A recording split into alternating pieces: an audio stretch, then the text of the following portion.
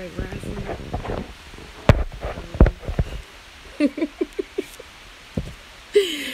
Great rising, y'all. I say y'all, in future tense, it feel like I'm in a fucking time capsule and shit. Like I'm building a time capsule, for real. I'm just gonna be out here talking to myself and shit because y'all on Facebook waiting for me, and here I am. I've been outcast. I've been rebuted, shut out, shut down.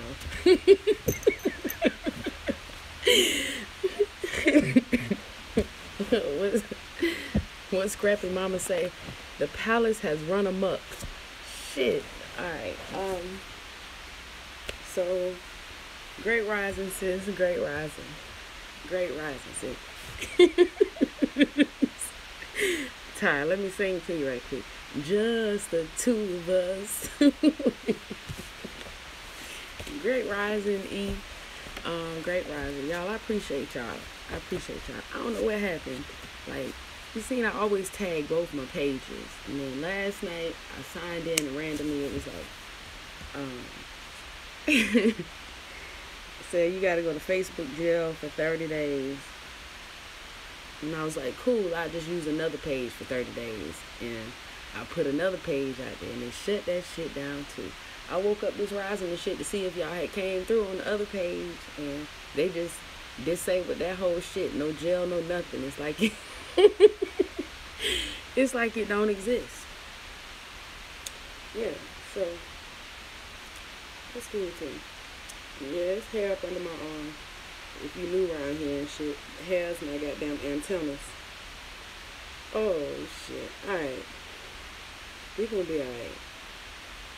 We gonna be alright. That shit really hurt my feelings because I got orders in my inbox, and I got and that's how I make my money.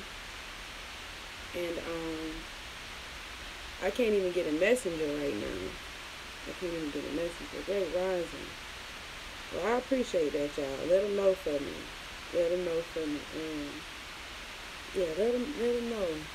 Man. Alright, let me go put on some pants, cause I need to be comfortable. It's been a rough rising. I keep this with me and shit.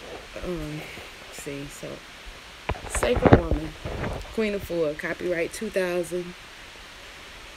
Oh, Queen of Four, Helen O. Robinson. Give me 1 second, y'all. Let me just find some tights or something on here. Show no. Shut me the fuck down again. Alright. So, I don't remember where we picking up at. I think like page 114 or something. Hold on, I got some types. This will be 114 or something like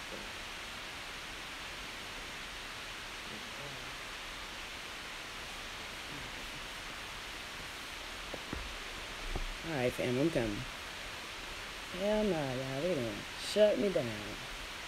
These folk asking for government IDs and everything. Like,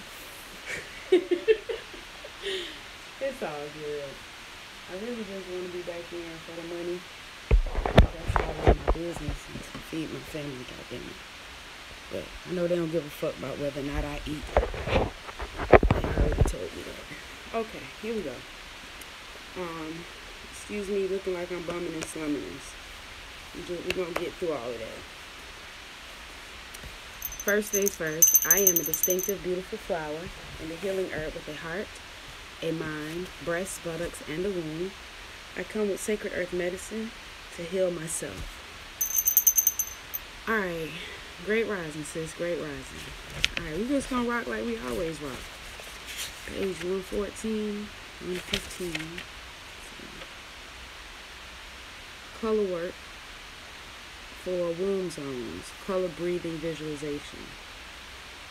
Alright, ideas of collecting pain and stress versus clouding inside, injuration. Okay, yeah, so page 115, color work for womb zones, color breathing visualization.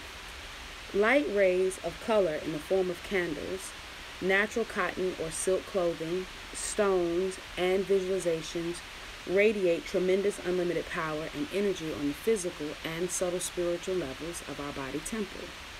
Colors radiate light that helps the body to heal and become whole.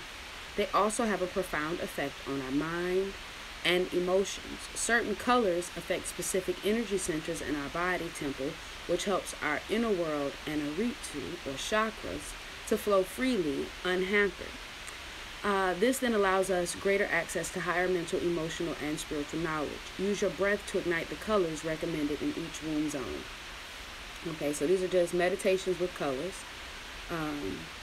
The womb color chart, let's see if I want to go through that. I'll speed through it. Zone 9, the color is white or black. This is the zone of the great celestial mother Nut. Her indwelling energies open us up to our greater inner space and put us in touch with true Hotep, which means peace. Zone 8 is white, and it purifies the womb. Zone 7 is yellow, helps us think clearly about the womb, her condition, and her surroundings. Zone 6 is indigo, raises the spiritual womb vibration to the heights of wholeness. Zone 5, blue, calms and soothes the womb, mothers our heart. Zone 4 is green, it rejuvenates the womb. Zone 3, yellow again, helps you fully communicate with your womb. Zone 2, orange, helps the womb digest life challenges. Zone 1, red, energizes the womb and burns away womb poisons and toxins. And Zone 0, which is black, centers the womb. All colors are born out of black. All people originated from the dark womb race.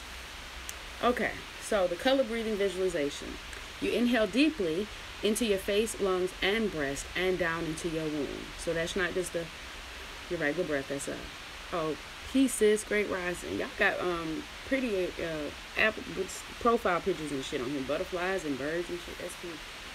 Hold on, let me lift and separate. Okay, this is a Family Dollar bra. I got this last night. I thought it was cute because it was sheer right here. And on the back too. Hold on. I'll show you the sheer on the back. You know what I'm saying? I don't like that's cute. It was 2 for $8, but the side boob life is real. Yeah, what you don't know when you get a $4 bra is you also get to purchase some side boob with it. Side boob come free. Alright, so we're gonna inhale deeply.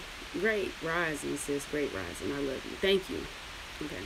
Alright, so we're gonna inhale deeply into the face, lungs, and breast, and down into your womb. Then exhale, releasing all toxins and negativity from the womb up to the face, making it a full, long exhalation of relief.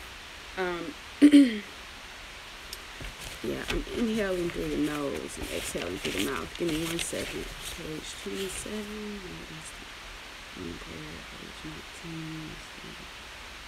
Go page 23. Hold on 1 second.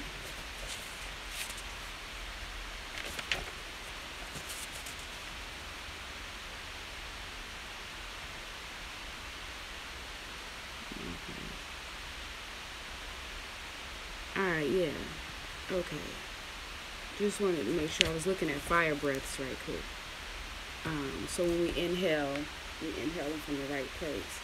That's a deep breathe because she says face, lungs, and breast, and down into your womb. And that's through the nose. If you ever forget, are you supposed to be inhaling? Because I do all the time. If you forget whether you should inhale deep, because it's easy, like this, my children even do it. If I say inhale and exhale, they go.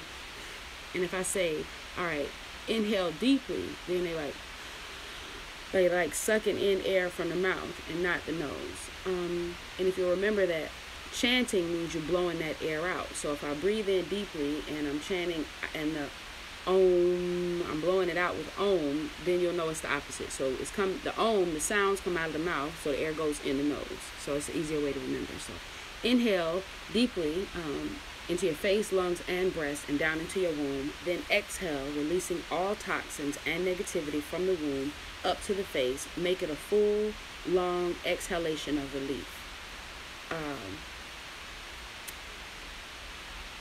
Every time you inhale, the color you're working with becomes more vibrant within your womb. As you take in energy or healing, observe your womb, recover with each and every breath. Perform your color breathing 7 times or more as the light of candles, sunlight, or electric light shines on you and give you ease, greater self-awareness, and serenity. Oh, great risings. Great rising, sis. I love you. Great rising. Great rising. And thank you for all them birthday updates, too. Because, shit, I've been living vicariously through all your little shenanigans. Okay. Great rising, Noni Lena. Thank you for coming through. They tried to shut me down, Brown. They did.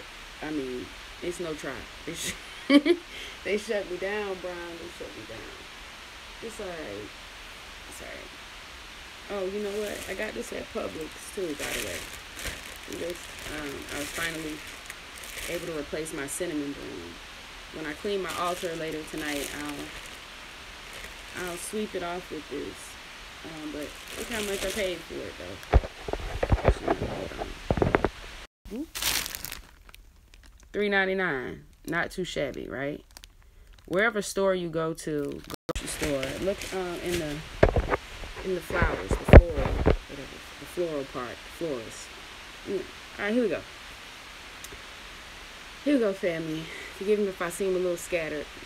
I'm always scattered. If I seem a little scattered, it's because they fucking with my money. They are fucking with my money, okay? They are fucking with my money. I can read even if the go live button doesn't work. I can still meditate and do libation and fire breaths. But I can't make any money if y'all don't lock me out the internet. Okay. Anyway. Woosah. Here we go. Inhale, exhale. Like you're visualizing these things leaving. And I know some of this seems lofty. Like really. Some of it does seem lofty because you can't like picture like your power bill and just blow that shit out and then it's just done. No. So a lot of it doesn't seem, a lot of this stuff seems lofty to a lot of us. And I imagine it must because a lot of us are still not doing it. Some of us still haven't made time to meditate. I'm not quite sure how we're on a healing journey and you haven't made time to take care of you yet. But everybody got choices. If you've not tried it, try it. Okay? Just try it. We know that you've tried your way and it hasn't worked. So try a new way. Right? Every time you inhale, the color you're working with becomes more vibrant within your womb. As you take in energy or healing, observe your womb recover and with each and every breath. Perform your color breathing 7 times or more as the light of candles, sunlight, or electric light shine on you and give you ease, greater self-awareness, and serenity. Womb zone guardians. All the female Interu guardians appear at, I really don't even feel like reading this part right now. I'd rather read something else to you. However, I'm still in the middle. Redefining, mesh connect. Mesh connect. Alright, give me a second. Let me see. Yeah, so if you adamant about this sacred woman today, you can sign out. I'm definitely not gonna read this right now. My head is not in this shit right now. Rather me tell you the truth, right? Look, I'm not trying to talk about mud packs and fasting right now. No, I'm not. I still want to talk to you, but not about mud packs and fasting. So if you came strictly for a sacred woman and you're like, no, I really wanted to read peace, I love you, and I did start another page and I used my government name so they can I used my government name on this one. So I think I put it under Kimberly Golden. Like that's my name, Kimberly Golden.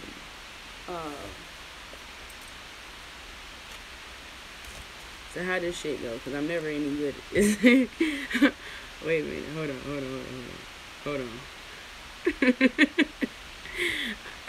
Hold on. Because I be seeing people do this kind of shit on the internet. Hold on. Okay, yeah, that look legit. Yeah. That look good, right? Hold on. Alright, hold on. Screen orientation is locked. So there me go, Kimberly Golden. You understand? I done sent these folks a picture of the ID, which I said I would never do. And hopefully they'll let me back in there. So let me give you this affirmation. And, I'm going to pick up this In the Meantime book. I am a distinctive, beautiful flower and a healing herb with a heart, a mind, breasts, buttocks, and a womb.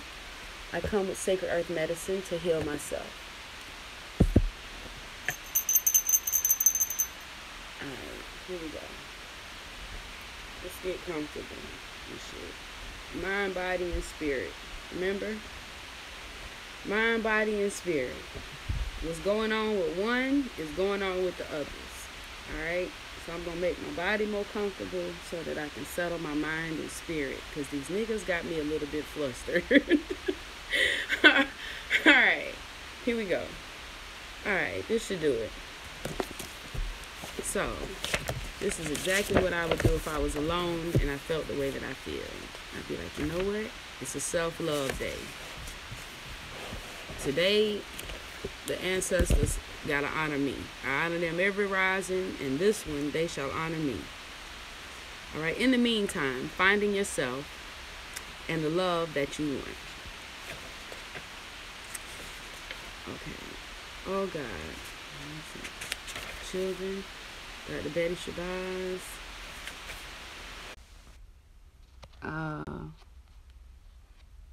Okay. Alright, y'all. Just rock with me. Damn, I'm gonna catch my goddamn plant on fire. Fucking with this hot ass bowl. Okay. Okay. Here we go. Let's get comfortable. Alright. Okay, I love you. Introduction. What do you do in the meantime? Thank you, sis.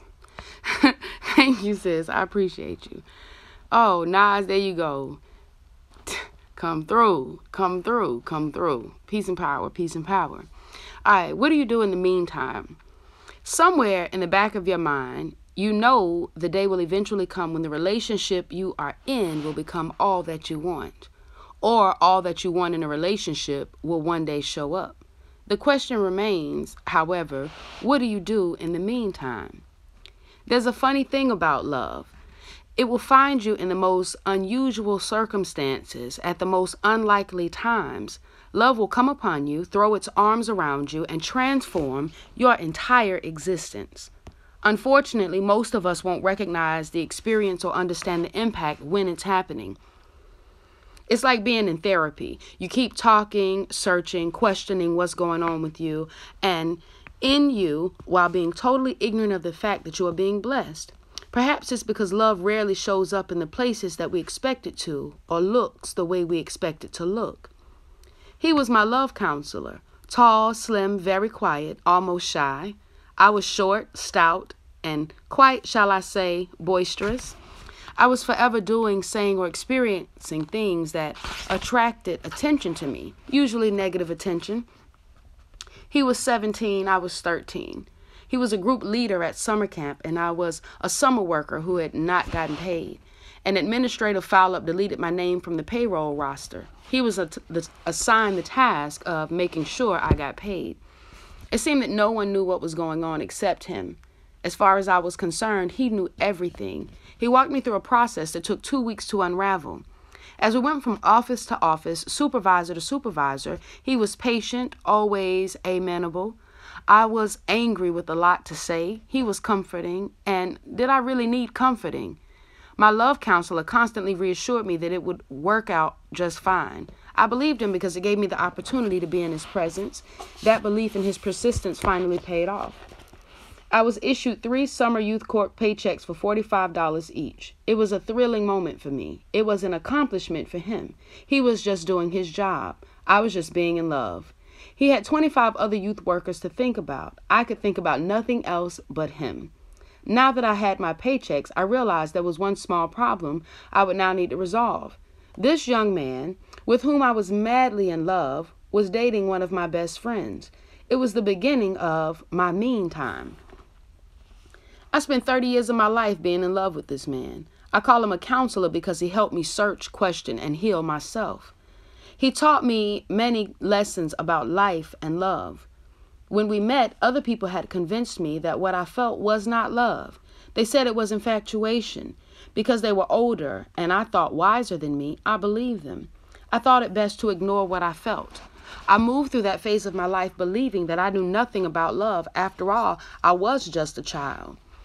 I concluded that we could never be together. He was too old for me. I moved on with my life feeling hurt and being angry about what I had been told and what I believed I'd lost.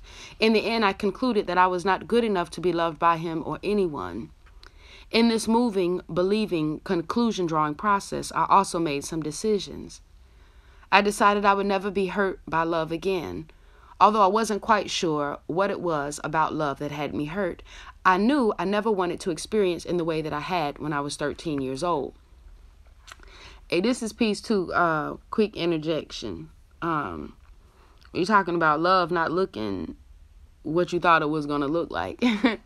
That be that shit, right? Because I be talking to women who like 35 and 36 and shit. And they be like, they got a type. But you single, though.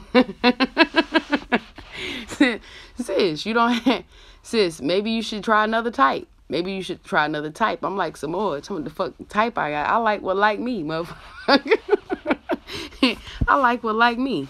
Okay, really, it's the same way, mind, body, and spirit. It's the same way with our healing.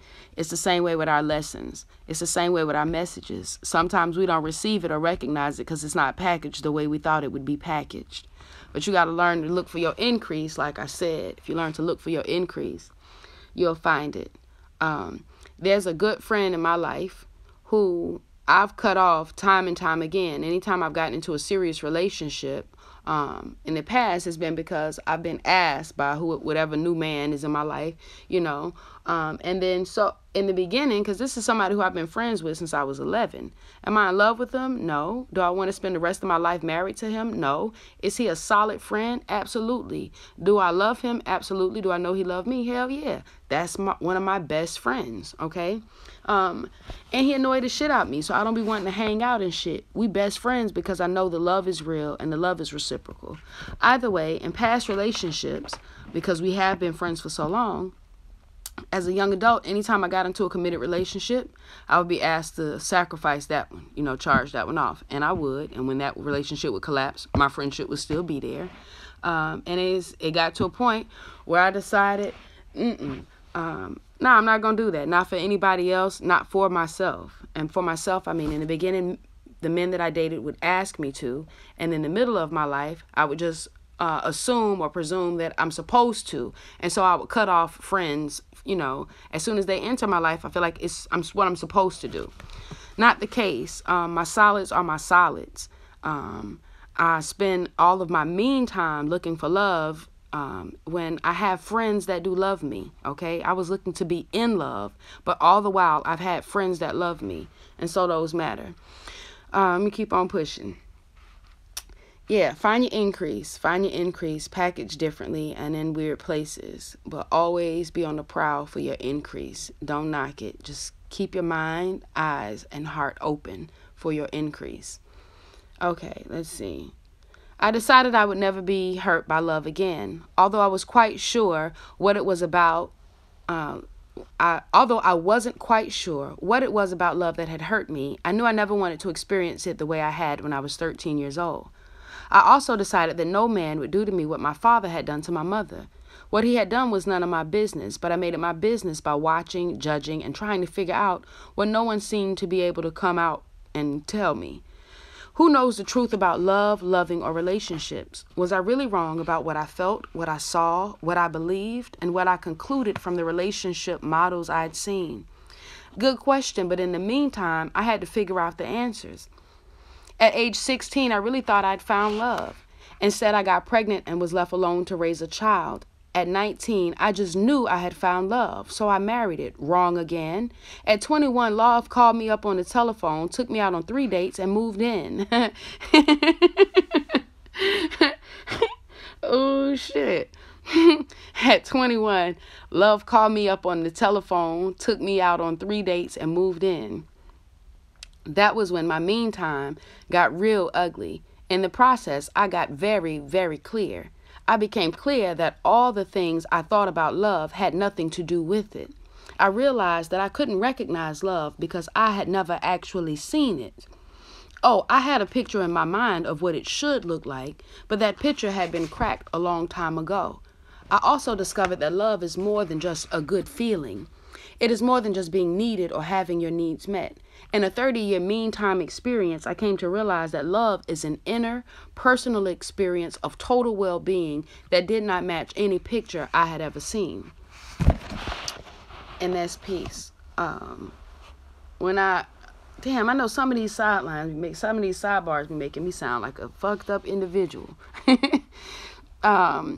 I remember because my first marriage failed, I'm sure my ex-husband would tell you, because I cheated. It failed before it started. There was no foundation. But besides that, it was very difficult for me to apologize for cheating, not because it's hard for me to apologize. It was hard for me because I don't feel like I cheated on you. I don't want to apologize. Do you know what a cheat means? To cheat you means to slight you, to steal from you, to take from you, to Jew you, gyp you. I didn't do any of these things to you. If anything, I've been cheated. All the situations and experiences and emotions that led me to make the decision, really and truly, in a marriage, the courage and boldness, it take a lot of emotions to go through with it. Listen, I was cheating myself, if anything, but I can't cheat you. If you're whole and all of your shit is up to you, how the fuck I'm gonna cheat you out of your 100? My nigga, I don't even have no control over that shit. You can fuck whoever you want to fuck, and I can never feel cheated. Hell, you could clean the account out. I ain't print that money. Listen, none of this shit belonged to me. So I'm not, there's nothing, none of this is mine. Even my children are mine on loan. So there's nothing that you can take to cheat me. Everything that is mine is mine. Nina Simone. Shit, I got my skin, I got my hair, I got my heart, I got my mind. Those things are mine, and you cannot take those things.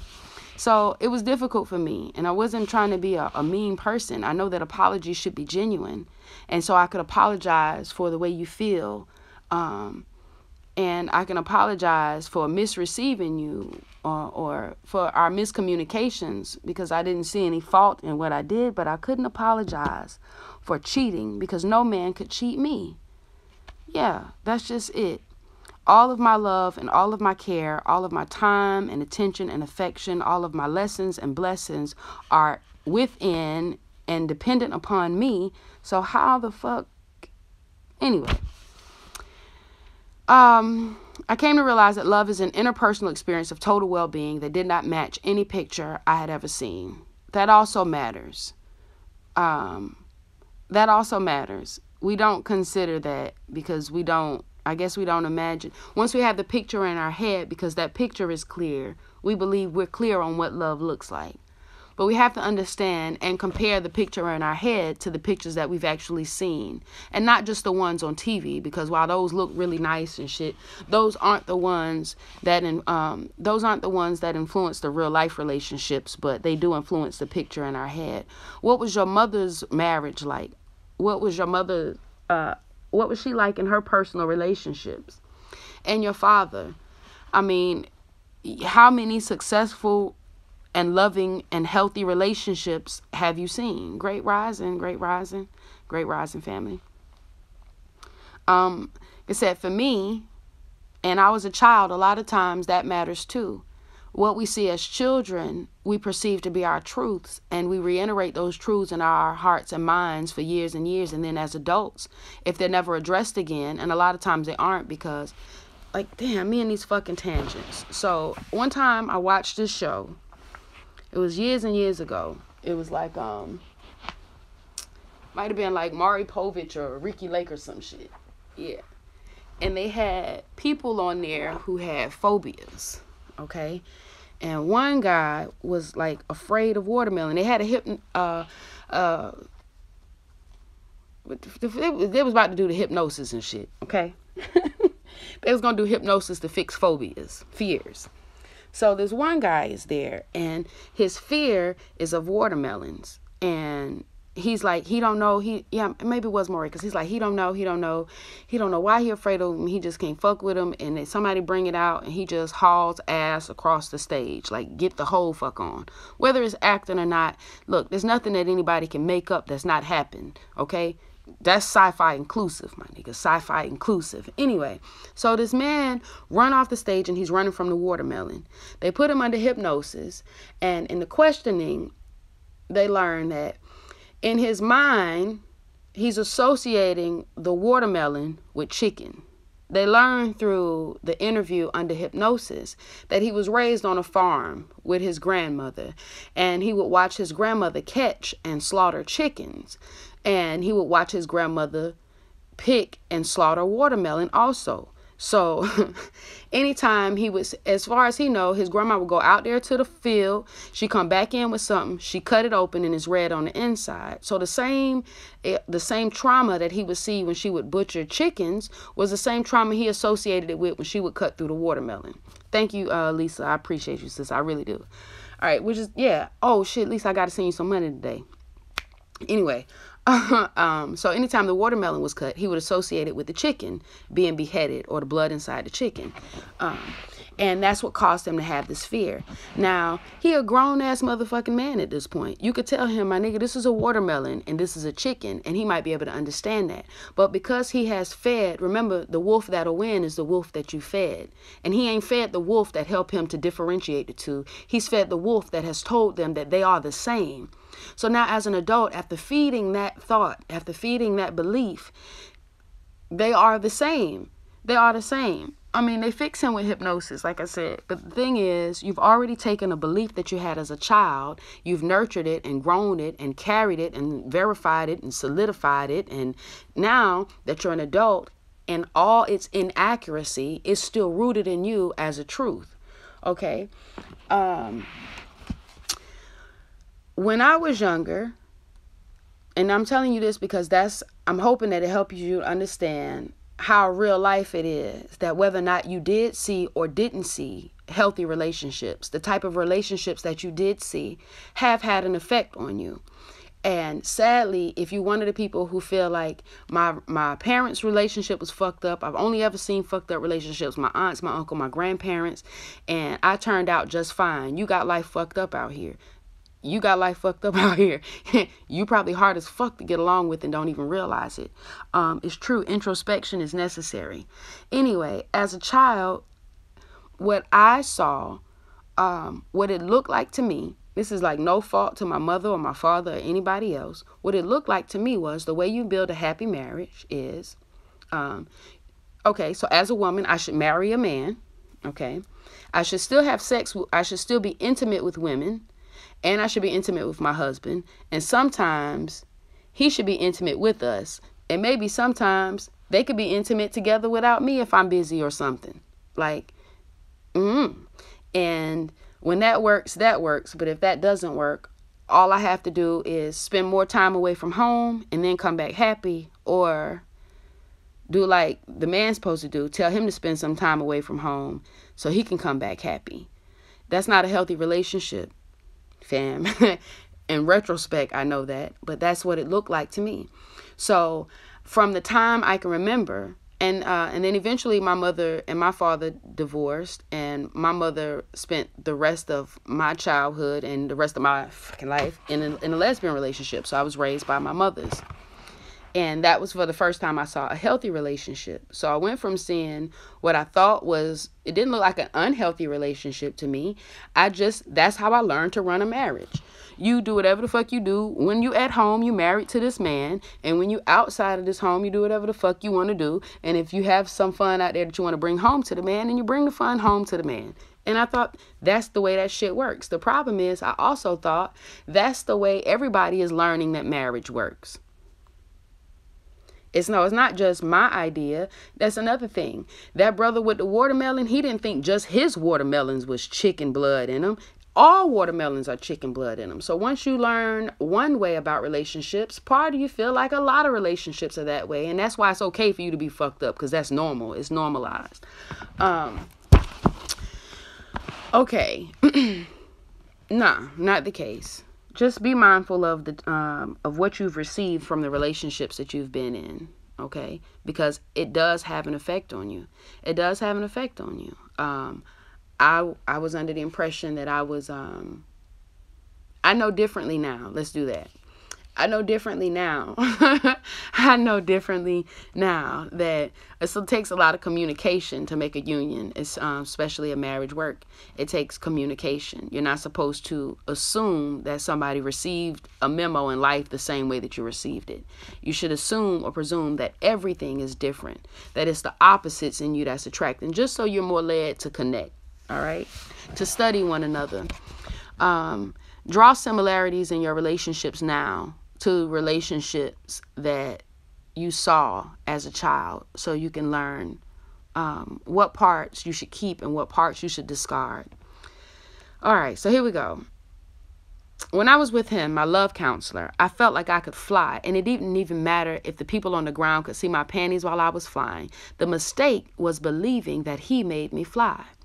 After many crash landings, I realized that flying was something I did for myself, within myself, when I was able to relax. That's right, relax.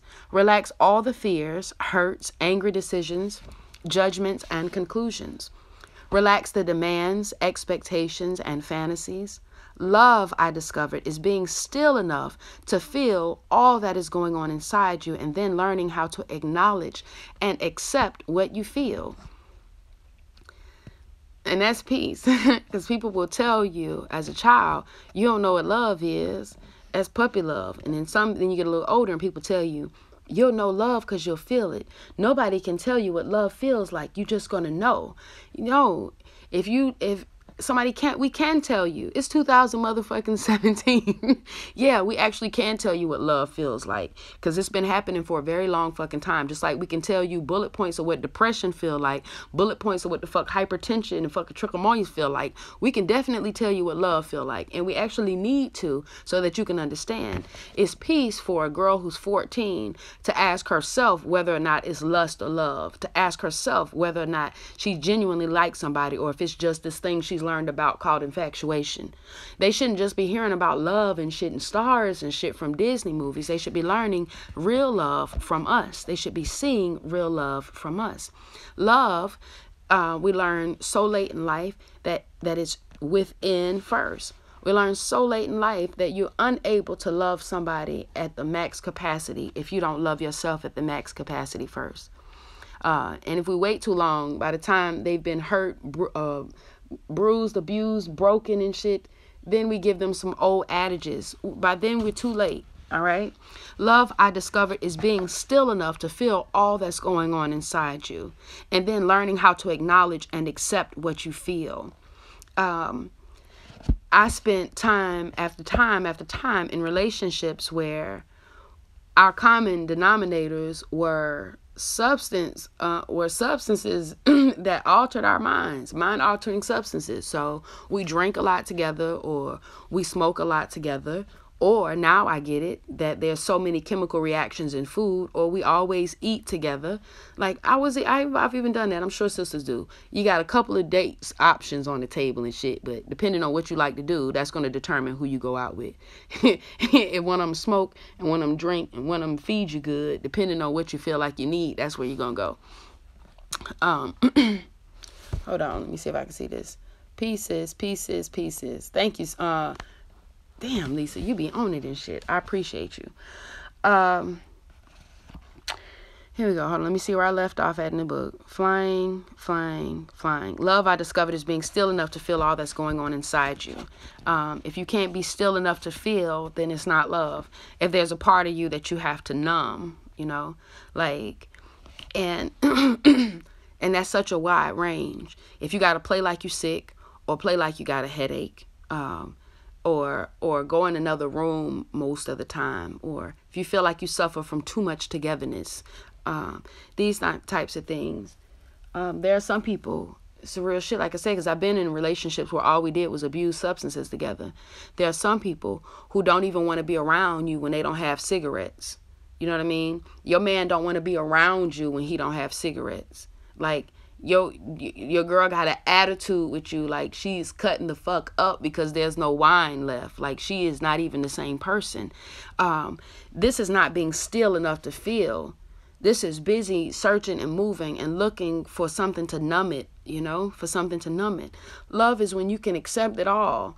Love is when you can be still and feel it all. Like straight the fuck up. Love for me now is not that I want to have sex with the lights off because I'm feeling self-conscious about something on my body, or I'm still worried about how he's going to receive it. My love now is free, that I want to have sex with the lights on. I want to see everything. My old love was sex with my eyes closed, not because it was passionate, but because I know from my healing journey that because I disappear in the past, I would disappear. Part of me would commit to the sex act, but my womb didn't want me there. And so that part of me would check out. Now I make love with my eyes open. My love is feeling. Like if I roll up a blunt and Say and I are in bed, I'm like, yo, you want to smoke tonight, or you want to just smoke tomorrow, or not? Like that's peace, because there have been some relationships where I'm laying down and I'm mad as fuck and I can't sleep. And I don't want to talk because we ain't got no weed. Yeah, that's peace. And everybody got a vice too. Everybody got a vice. Don't let me say weed or beer or wine and you be like, yeah, that ain't me. Because everybody got a vice, Everybody got a vice. Mine was dick and donuts for a long time. It take a lot of real life mirror work to find out what your vices are. But anyway. All right. So it's ourselves that make us fly. We have to teach ourselves and our children especially that love is learning to feel it all and to acknowledge and accept what you feel. In the presence of my love counselor, I was okay. Unfortunately, I thought he made me okay. In the meantime, I spent 15 years trying to find someone who could do the same thing he had done, make me and life okay. Once I realized that I was just fine the way I was, things got a lot better. The meantime got a lot easier. It was then that he walked right back into my life. The age gap between us had miraculously closed, and we thought we were ready for love and each other. We thought that because we needed and wanted each other, everything would be just fine. That's what we thought. In reality, we were still too confused, too needy, and too afraid that we weren't good enough for each other. All of our twos were topped off with a lot of other baggage we were both carrying. Childhood baggage, image baggage, you name it, we had it baggage. We spent 5 years together acting out our stuff: anger, guilt, shame, love, fears, and love fantasies. Eventually, the stuff fell in on our heads. We were in the meantime together. That's what usually happens in the meantime. Things fall in on you and they fall apart. In the meantime, you'll have an experience or a series of experiences, earth-shattering, heartbreaking experiences that are designed to eliminate your false needs. It's a process divinely designed to help you clear out your shit, your stuff. Clearing out stuff is hard work. It is like spring cleaning, where you have to pull everything out, sort through the mess, throw stuff away, and get the entire house in shape. In the meantime, cleaning, clearing, and elimination can look like dishonesty, infidelity, betrayal, and abandonment. It's not. It's all the stuff that you hold on to that keeps you from a true and honest experience of love. When we finally separated, I was wounded. I was afraid. I had spent most of my life silently praying that this man would love me. When he finally said he did, it didn't look anything like the way I expected. The meantime is like that. You get what you want, only to discover that it's not what you thought it would be. Now you're stuck, or at least you think you're stuck. I was not only stuck, I was disappointed about my failed love affair, and it was my fault. I spent the next 10 years trying to figure out what I'd done wrong. Why couldn't he love me? What was wrong with me? If you're anything like me, these are just a few of the questions you'll ask yourself in the meantime. As time goes on, you'll come up with answers, believing each one of the answers is right. You'll incorporate certain new behaviors and beliefs into your lives. As each one proves to be a little off the mark, you'll find a new belief or parameter and condition to place on loving and being loved. It's called meantime hysteria. The truth is that you are probably angry. The truth is that you are probably afraid. The truth is that until you learn to face the truth, you're never going to find the love you truly and so desperately want. The truth is that love is buried in your soul, and no relationship with anyone can unearth it or activate it in your life. This is the very truth that it took me 10 years to discover. I'll give it to you again because I feel like it's the truth. It takes so many of us so long. The truth is that you are probably afraid. The truth is that you are probably angry. The truth is that until you learn to face the truth, you're never going to find the love you so desperately want. The truth is that love is buried in your soul, and no relationship with anyone can unearth it or activate it in your life. This is the very truth that it took me 10 years to discover. I have had what I once thought was disastrously dysfunctional relationships during my many meantime experiences. What I now realize is that each experience taught me a little more about myself. You see, there's stages and levels of the meantime. You learn a little and you use it, but there's always more for you to learn. You figure out one thing and put it into practice, but after a while you notice that what you're practicing no longer works. That's the beauty of the meantime.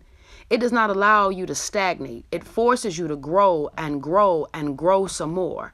In order to grow, however, you must work. It is the work we're called to do on ourselves in order to experience love that makes the meantime so challenging.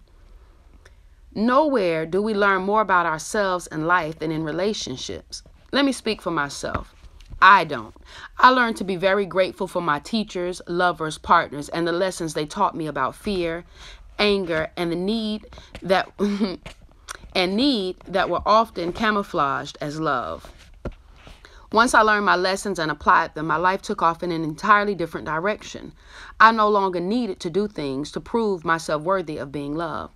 Listen, once I learned my lessons and applied them, my life took off in an entirely different direction. Once I learned my lessons and applied them, my life took off in an entirely different direction. Let me give you a plug right quick. I was in a couple of abusive relationships. And when I say abusive, I don't mean where you have to be like, all abuse is equal. Because some people can be psychologically abusive and some people can be emotionally. No, I was getting my ass beat in a couple of relationships. And in a couple of relationships back to back. And I wonder, after the second one, would it be like when I get free of this one, would the next one be like this? And would the next one be like this? And would the next one be like this? And have I become that girl? Have I become that girl, the one we seen on TV? The one that wants somebody to save her, but she don't really want to be saved? How the fuck did that happen? And how the fuck is that me? I had not learned the lesson yet. I hadn't learned the lesson yet. One lesson, that the love is within me, that I keep wanting somebody on the outside to give me. That's how I can accept some bullshit, because I think it come with love. You know, God, I want love too bad to push love away. So if love come with a purple eye or a fucking choke neck, then I take that. Wrong again. Wrong fucking again. These abusive relationships. I'm so thankful that I was able to see things differently so early in life. There are women now who are older than me that are still in the cycle of abusive relationships. I give thanks that I was able to see my way free. Hallelujah. I do. Okay. So something changed, and I don't want to be that girl. I don't want to be that girl. So I have to look inside and see what I've done differently. And not topical shit. Like, I'm up both of them on the internet, and both of them mama said she was from Detroit. Nah, not like that. Real shit. I have to realize what the patterns are and what I'm doing. I'm saying I love you too soon. I'm moving too fast. I'm overlooking red flags. That was a really big one for me. Overlooking the red flags, wanting love so bad that I'd rather see the roses than the red flags, because it got to a point where I could say to a man, like, straight up, will I be in fear of my life? Yes, but that's a whole nother shit. This is not about the Attack the Black Man show. like this right here. So a brother asks for your number in public and shit, and you're like, I got a man. And he get all aggressive and shit and be like, no, I'm good, yo, I'm good. And then he'd be like, well, fuck you. And the old me, if it didn't, in the old me, it could get to that so often that maybe that guy wouldn't get the number, but the next guy would. Just to avoid the, oh, fuck you, bitch. And just to avoid that, just to avoid all of that. If you ask for it, I'll submit. You say, can you have the number? It'd be better for me to try to avoid the call once you call and not answer than it would be for me to not give you the number, because that's too much confrontation right out the gate.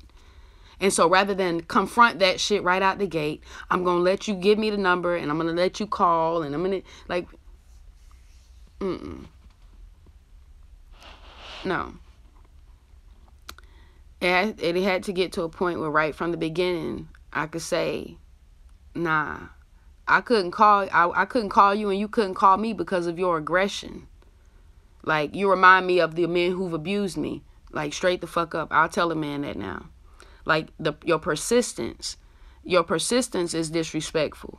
You know what I mean? Like, fuck, I gotta beg you for my freedom right here on the sidewalk, my nigga. On the sidewalk, I gotta beg you to let me go.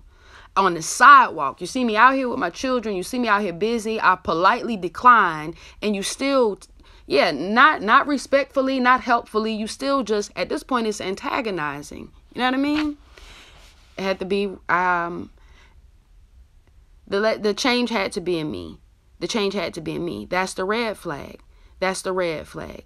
If you keep trying to get my number and we on the sidewalk and every time I try to pass, you get in front of me and you think it's entertaining to just be like, please, like, this is not a motherfucking music video, my nigga. This shit is disrespectful as fuck. And if I'm entertained by this bullshit that you on now and I go forward, then I'm going to have to nip it in the bud later. It's easier. Stitch in time, save 9. That's what my grandma taught me. Yeah. Figure out what we're not doing to protect ourselves and start doing that. All right. Figure out what we're not doing to protect ourselves and start doing that. Figure out what lesson we haven't received that mother can keep trying to teach us the same thing over and over and over and over, and learn it and apply it so you can keep pushing. Learn it and apply it so you can keep pushing. Once I learned my life lessons and applied them, my life took off in an entirely different direction. Another good example is I wanted men to open doors for me my whole life. My father always opened doors for me. My father always held my hand. Like, straight the fuck up. I crossed the street by myself for the first time at 16. At 16. By myself for the first time at 16, I would sit at the light and wait on somebody to come. Because my dad held my hand my whole life. Like, come around to the car door. I'd be a little girl. He'll come around to my side of the car door after he get out. Let me out. Hold my hand. We walk all the way in. Wherever we would hold hands sometimes till our hands would sweat. And I'd be like, Dad, can I let go for a minute? He'd be like, yeah, dry your little palm off and then grab on this motherfucker one more time. And that's how it would be. And so once my dad wasn't in my life and my mom married a woman, now this woman opening the doors for my mama, and that's peace too, because ain't nobody opening my door no more. True story. I still want my door open though.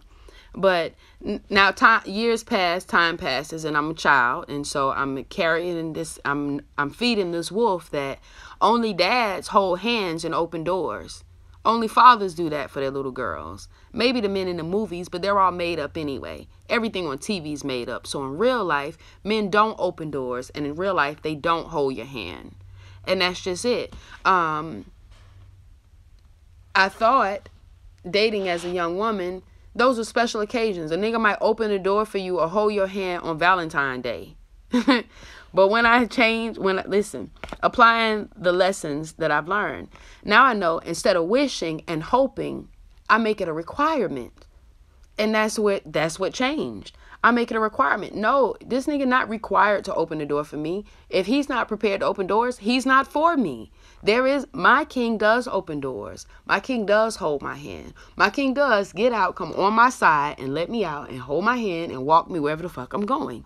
And not only would my king do it, but if I went somewhere with any one of my male friends, they might not hold my hand and escort me nowhere. Maybe cross that street, because I told you that's a rough spot for me.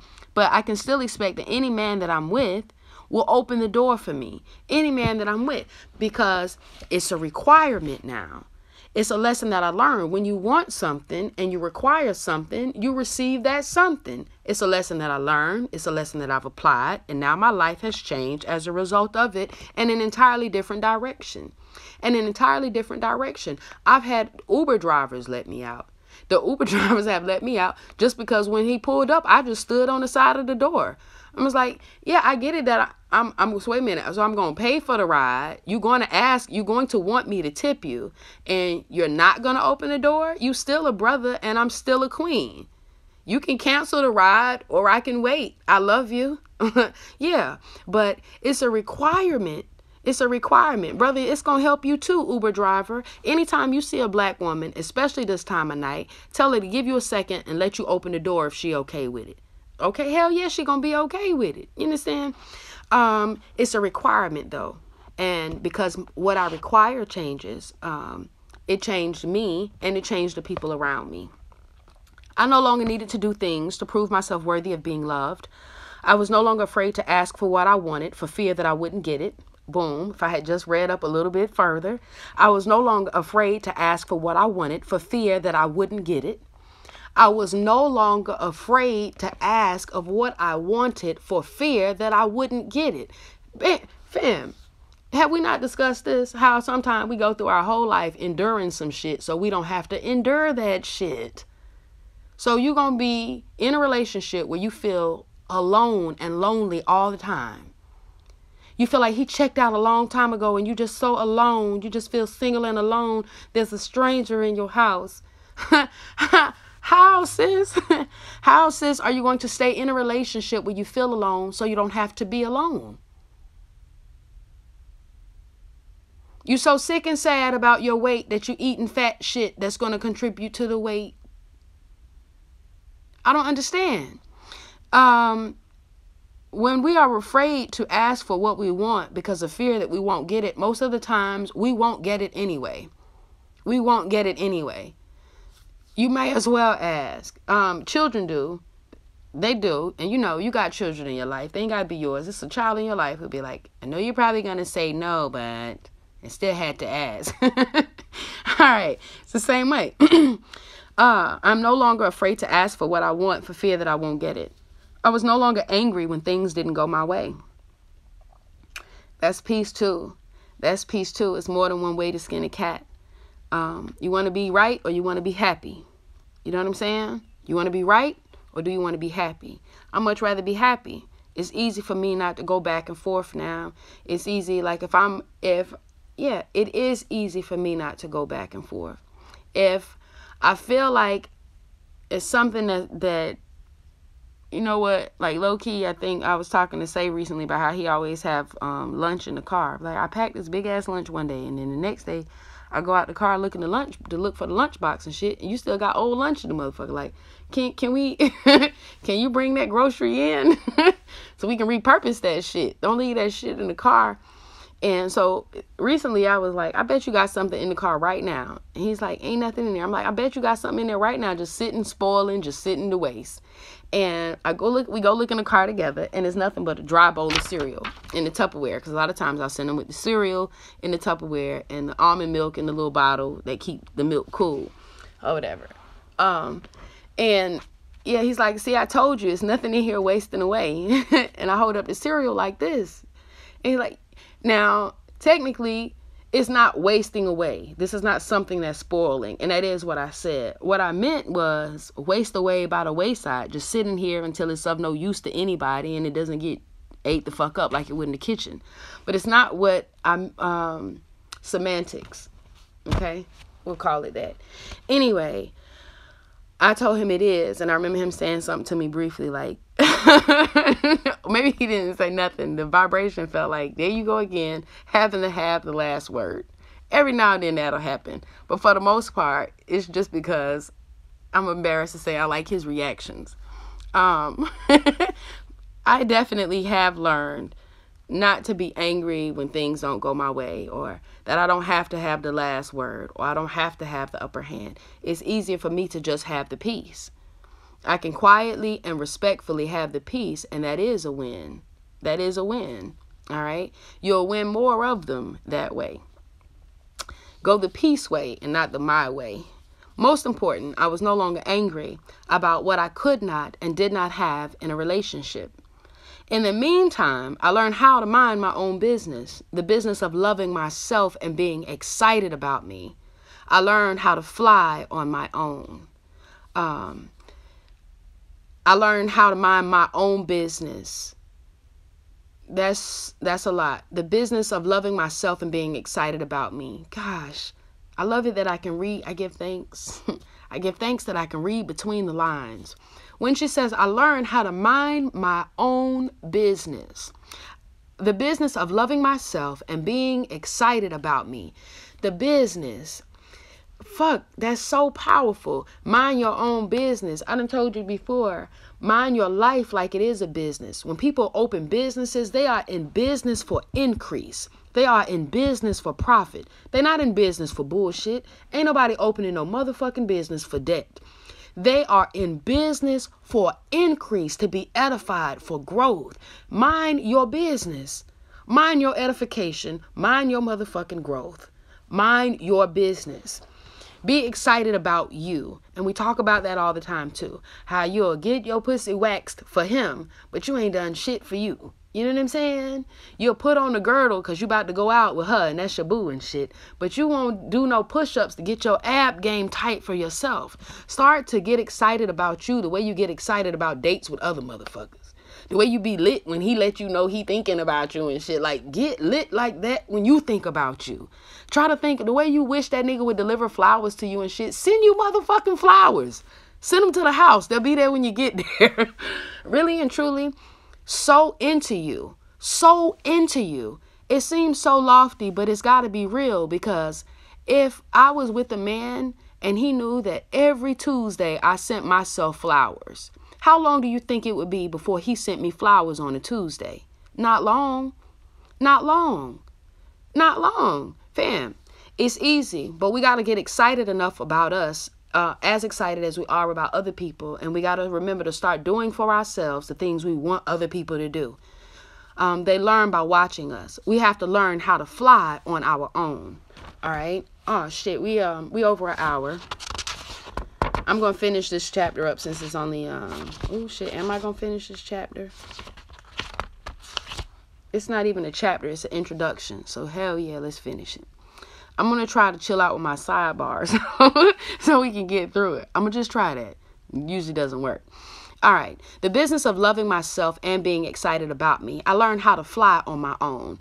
Damn, I love that shit. The business right there. That's the business. Remember, you have to, like a business, all right? It should be some, in a business, it's going to be some hiring and it's going to be some firing. Okay. And when you firing somebody because they taking from the business, you're not worried about how they're going to eat, where they're going to sleep, what they're going to live. That's not for you to worry about. You got a good heart. It's in your heart. You had good intention for them to flourish when you had gotten.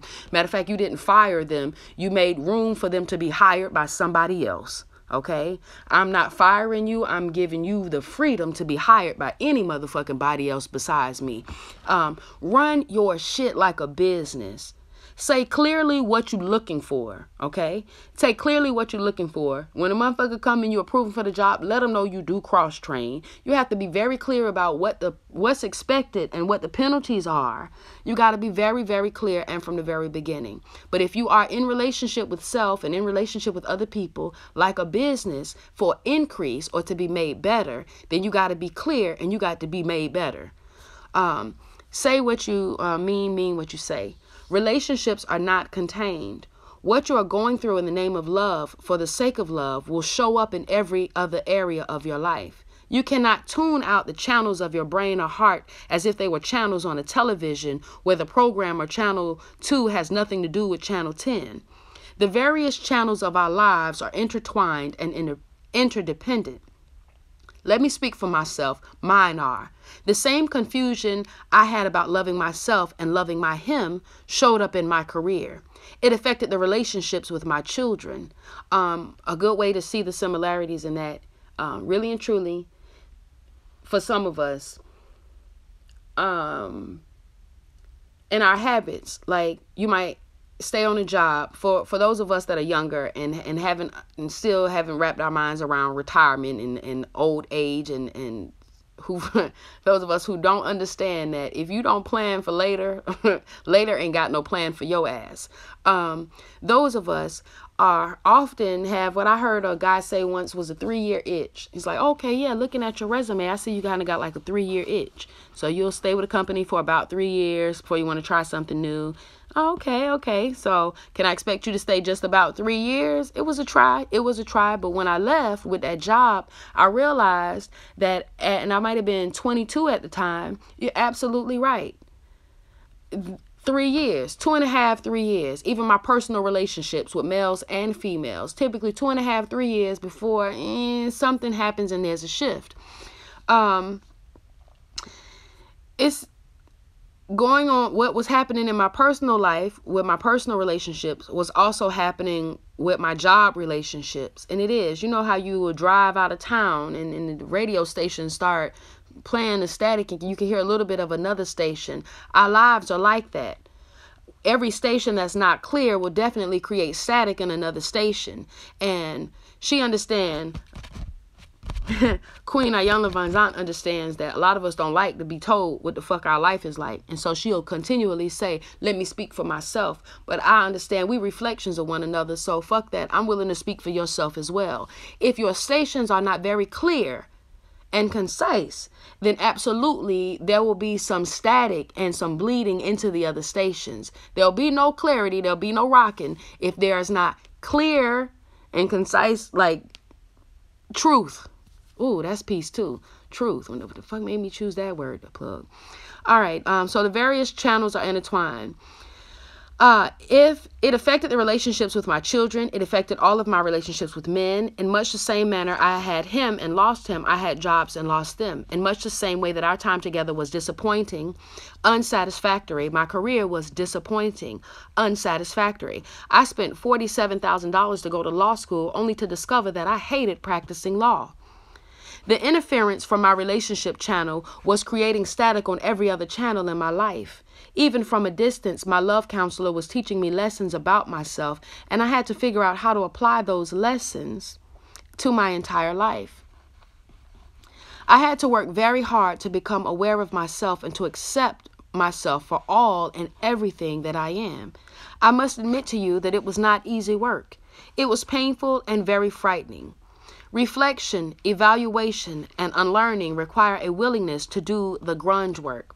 I had to sift through and discard many of my beliefs and ideas about myself and love. In other words, I had to change the picture. It was like cleaning house, trying to identify. Now, I thought that, damn, it's more pages than I thought it was left. Trying to identify things that were dusty or broken, throwing out things I didn't need anymore. What the heck is this? I had placed so many conditions on loving and being loved. It was like going through the dresser drawers and closets of my mind. I had to throw away those things which had sentimental value but were no longer practical. Sentimental value but were no longer practical. I guess a good example of that is a brother who's, and this is just an example, a brother or a sister who's 42 years old and single and looking, and they want to be married, but they're also in the they want somebody who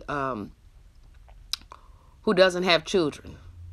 We can back it up some. Let's say they 36 and they're looking to marry somebody, but they don't want them to have children, and they do want them to have a career. And listen, if in fact you're linking up with somebody when they're 21, that should be a good hope. And at 36 and at 42, where we've all done quite a bit of living by then, that belief that someone should not have a divorce under their belt, they should not have children under their belt, or you don't want to be with nobody who got grandchildren already because you want y'all to be grandchildren together for the first time. Those things have sentimental value, but at some point you'll have to assess your shit and see if they have any practical value, any logical or realistic value.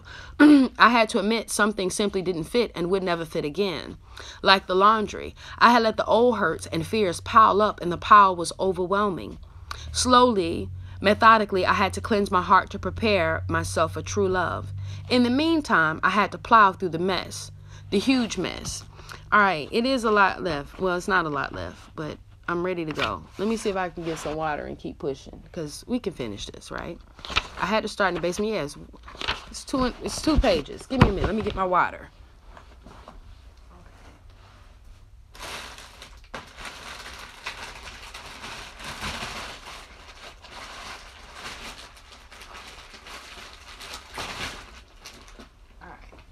Here we go.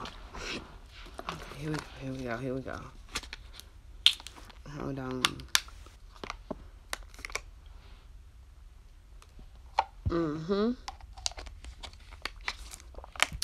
Give me a minute.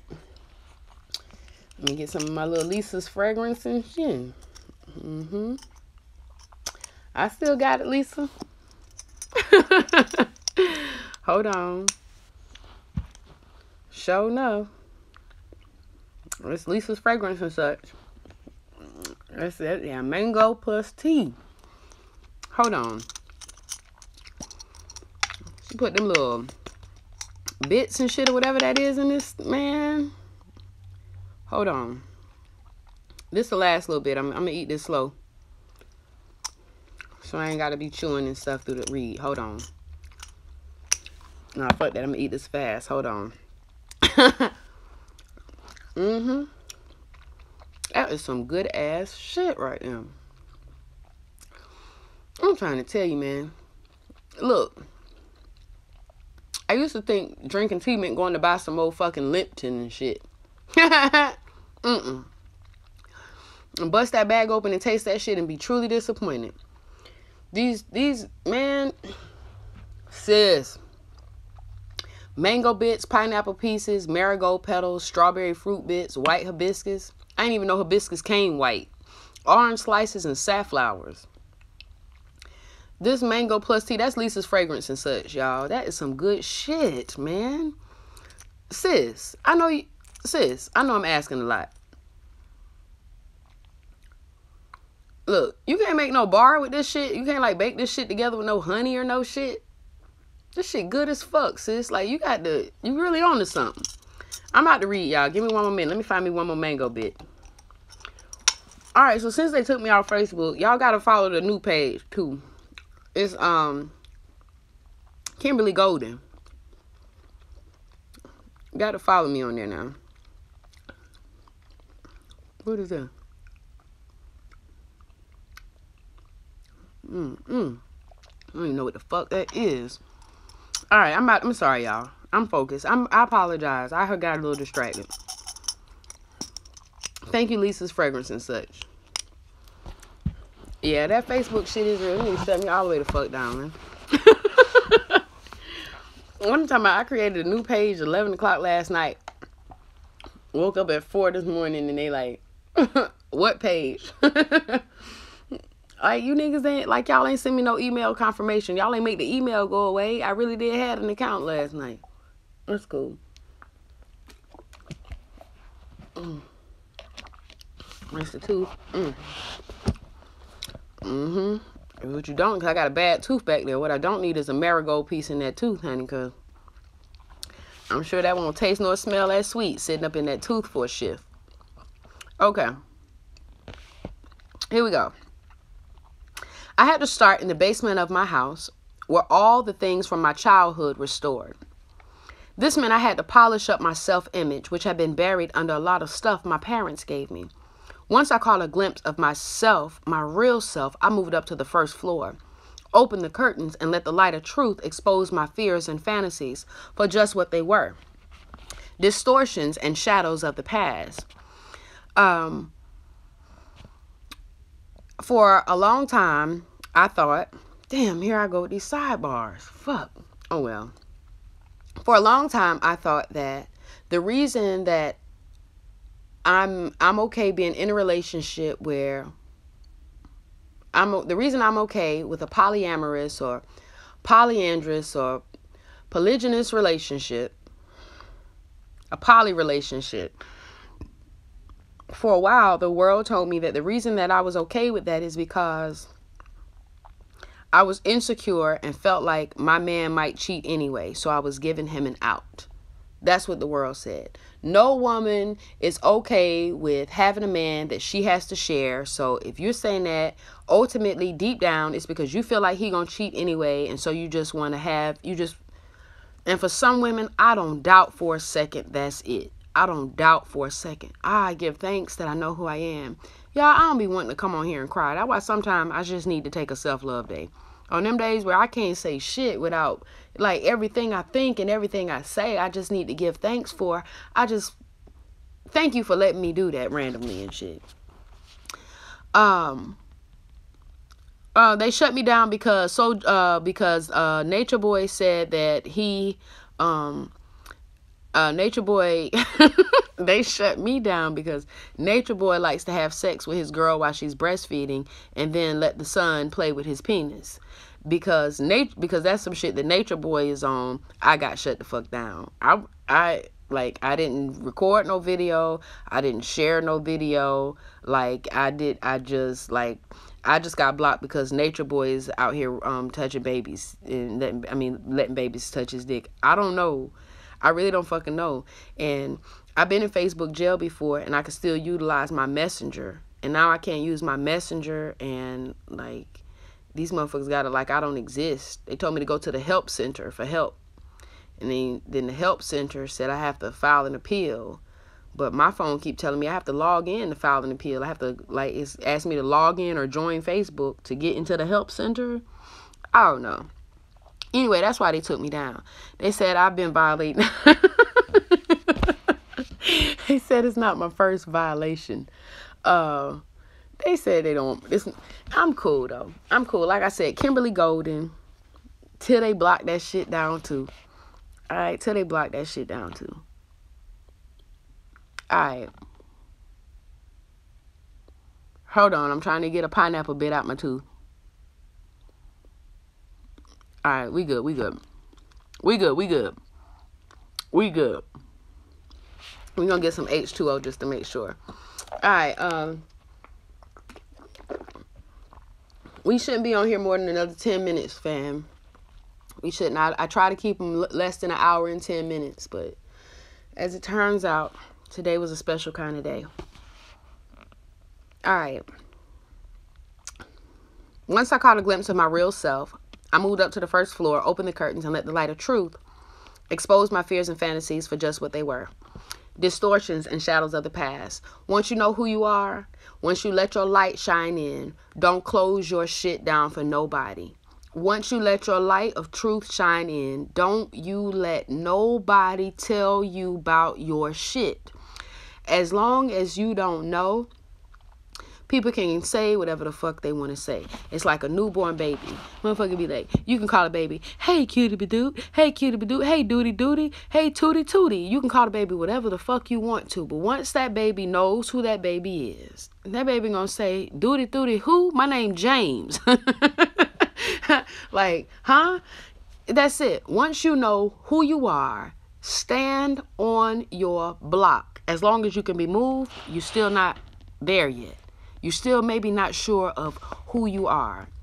So I told you that because I am open to poly relationships, people seem to think it's me trying to cater or bend to a man, not considering that this is the same girl who filled out the resume and they said it had the 3-year itch. You know what I mean? Like, it's for myself inclusive. It's not just for the king. It's for myself as well. It's for myself primarily.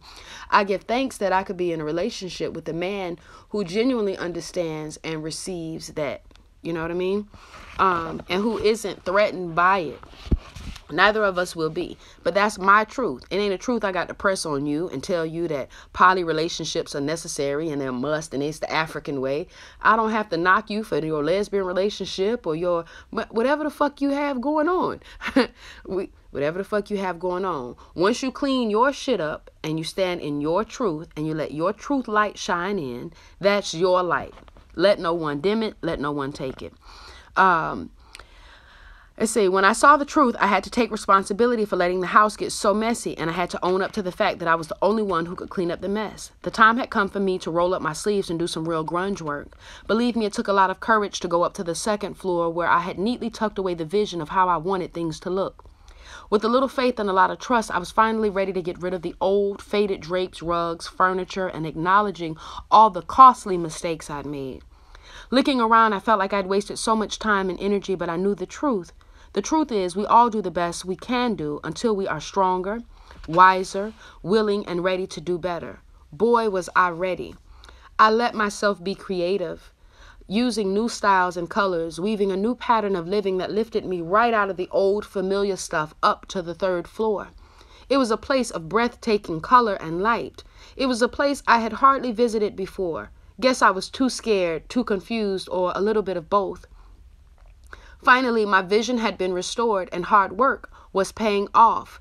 And I knew I was exactly where I was meant to be, at peace. I was so proud of myself. I invited some friends over to share with them what I had learned and where I would be living from now on. Some of them didn't like the new house. It was too different. All the stuff was gone. I was too different. Standing on truth, living without fear, they wanted to leave. That was just fine with me. I cleaned up the little messes they'd made, believing with all my heart that if I kept the house clean, those who came in love would stay. Some of them didn't like my new house. It was too different. All the stuff was gone. I was too different. Standing on truth, living without fear, they wanted to leave. That was just fine with me. I cleaned up the little messes they'd made, believing with all my heart that if I kept the house clean, those who came in love would stay. In fact, I made the attic of my house a sanctuary for love. I chose everything I did and said with the greatest care. When I finally finished smoothing the bed and plumping the pillows, I turned around and my love was there. A little older, a lot wiser, my love counselor and I were ready to settle in together. I just kept praying that it wouldn't rain. It didn't rain, but it was as cold as it could possibly be. I didn't feel the cold. I was warm from the inside out on that beautiful May Day, the day my love counselor and I were married. The people who told me it would never work were there. Those who had prayed with me for it to work were there.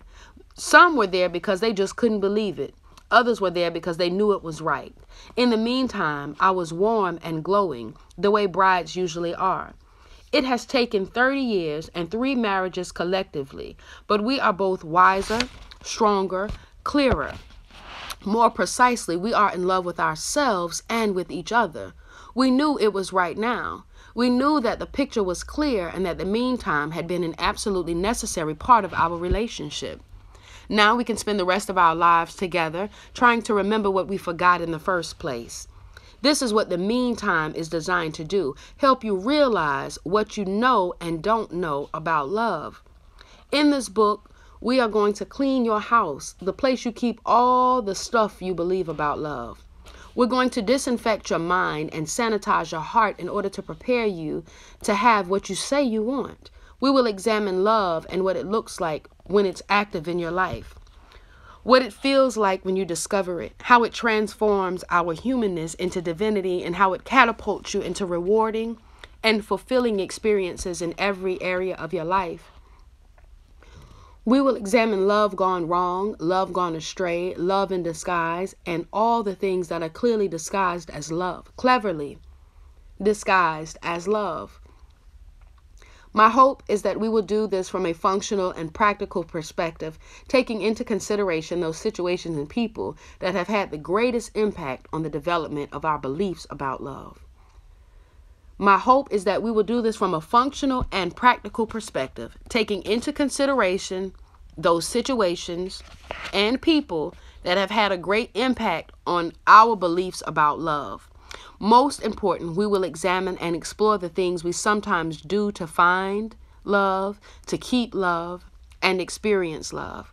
We place our search for love in the frame of reference we're calling the meantime. All right. So chapter 1 is love's got everything to do with the meantime. But that's Iyanla Vanzant in the meantime. All right. Let me give you our affirmation again and let's get up out of here. I love y'all. I love you. I love you. I love you. Remember, please, if you can, share this video and tell them they shut me down. And then also go add Kimberly Golden. Please come to me because I need y'all, family. Goddamn. Why they keep fucking with me? Yeah. All right. I am a distinctive, beautiful flower and a healing herb with a heart, a mind, breasts, buttocks, and a womb. I come with sacred earth medicine to heal myself. Remember, we got to get these numbers up because a lot of people was messaging me about the funeral, and I don't have access to those messages anymore. And I still got to have the funeral. I'm trying to release the dates and some documents on tomorrow. So, yeah. Let's make sure I got everybody in the house. Is there a heart in the house tonight? Oh, I got your message too, sis. I don't know if you got my messages back. I got your message. I did. Some of this stuff we just got to get rid of. Yeah, like I always want to smoke weed and I'm trying to stop smoking weed, but I realize I always want to smoke weed because my children get on my nerves. So sometimes you just got to throw the whole child away. I'm just kidding. I'm just kidding. But what I'm saying though is, like, let's say I'm trying to bury my hypertension and shit. I'm trying to bury this blood pressure, but you're not going to bury the bacon? You going to So I'm going to bury the blood pressure and you going to eat the bacon? Yeah. The factors, you know what I'm saying? The triggers, that's what we got to work on. The triggers, we got to go to the root. You know, we keep plucking the plants. We got to go to the root. We got to go to the root. What make you want cigarettes? List it out. Like, what make you want cigarettes the most? What make you want that drink the most? What make you want to go back to the dirty dick the most? You know what I mean? Let's find out and get to some root shit. All right. I love y'all asses, though. All right. Peace and power, family. Peace and power.